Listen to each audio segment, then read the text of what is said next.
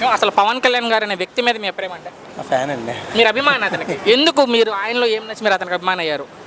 ఒక విషయం ఎందుకు నచ్చిందని మనకి తెలియదు. అంటే ఏదో ఒకటి అట్రాక్ట్ ఆయనలో నచ్చే విషయాలు మీకు నచ్చే విషయాలు అని చెప్పలేం. ఓకే, అంటే ఆయన ఒక సినిమా హీరోగా తెలుసు మనకి. సినిమా హీరోగా నాకు ఫస్ట్ నుంచి ఓకే. ఇది తర్వాత వచ్చిన తర్వాత అందరూ మాటలు చెప్తారు తప్ప అతను చేతల్లో చేసిన పనులు చాలా చేసింది. ప్రజలకి మంచి చేద్దామని రోజుకు 2 కోట్లు తీసుకునే హీరో ఆయన వదులుకొని వచ్చారు. కానీ ఇప్పటికీ చాలా మంది చాలా రకాలుగా మాట్లాడతారండి.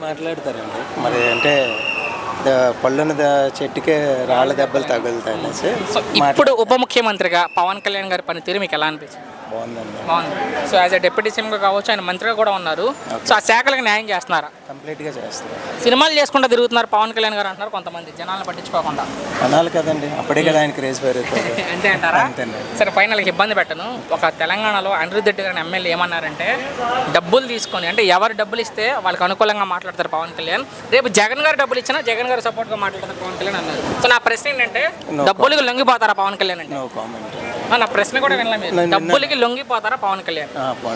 ఓకే, మరి సింగిల్గా వెళితే వచ్చే ఎన్నికల్లో ఎలా ఉండొచ్చు అంటే రాజకీయ భవిష్యత్తు?